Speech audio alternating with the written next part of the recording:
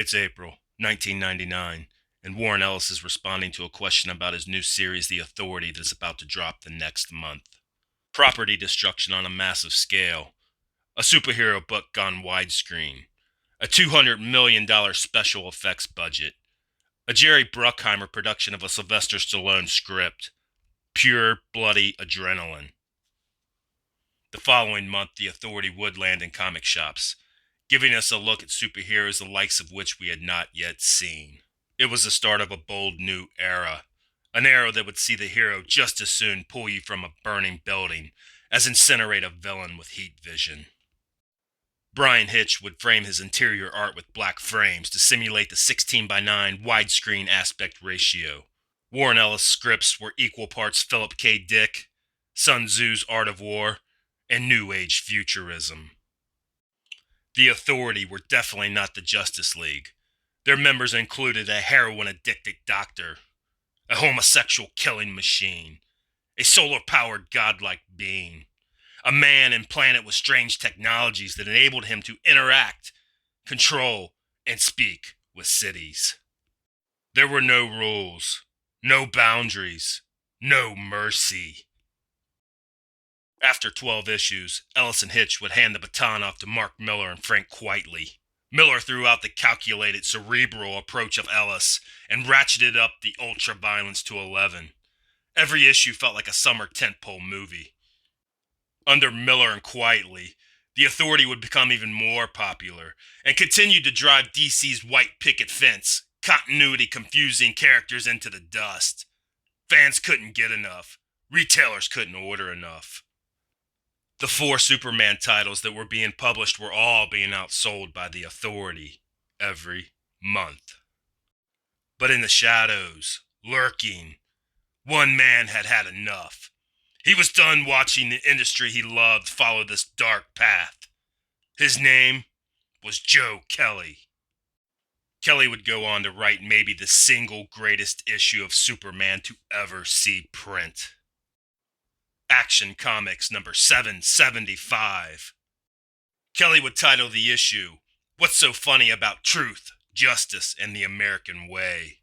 This issue was Kelly's manifesto, a call to arms and a challenge to the industry to not follow the same dark path and fate that had infected so many other titles following the 1986 release of The Dark Knight Returns and Watchmen.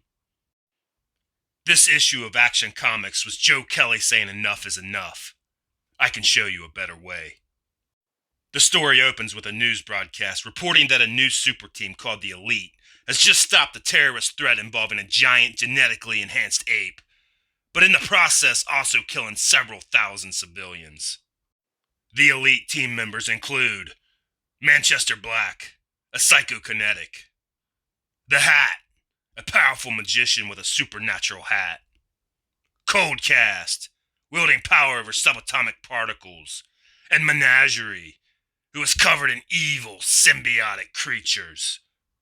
We are finally introduced to the Elite during an attack by a superpowered group of villains in downtown Tokyo. Superman arrives on the scene too late. The Elite are ruthless and efficient, killing every member of the terrorist villains. Superman confronts Manchester Black, and just as the tension is about to boil over, the Hat teleports Superman to a used car lot back in the States.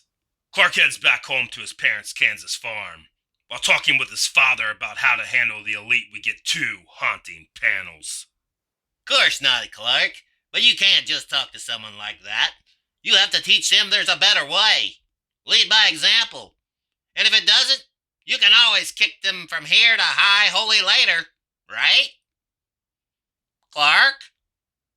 You can beat them if it goes that way, can't you? Clark?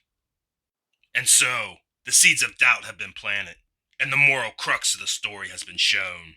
Clark doubts himself. How does Superman stop a superpowered group of homicidal lunatics without compromising his own moral center? It's the next meeting with Superman and the Elite where we see an escalation in their relationship. There's a group of aliens who have landed on Earth, and Manchester Black orders the Hat to have the streets swallow them all and rain acid on their families. An enraged Superman stops the Hat from proceeding with a punch. This is just what Manchester Black wanted. An excuse, while the entire world was watching. A justifiable excuse to challenge Superman to a showdown. That night in bed, Lois asked Clark, "Why you? Why can't you call in the JLA or the New Gods?" Clark responds, "The Elite didn't want the JLA or the New Gods. They took the fight to me." The following day, Superman would go on to meet the Elite. A fight ensued, and it was biblical. But that's not for me to show you. I'm not going to spoil this great story for you. That would be a huge disservice to writer Joe Kelly and artist Doug Monkey. Go to Comixology and pick it up digitally for $1.99. It's worth every cent.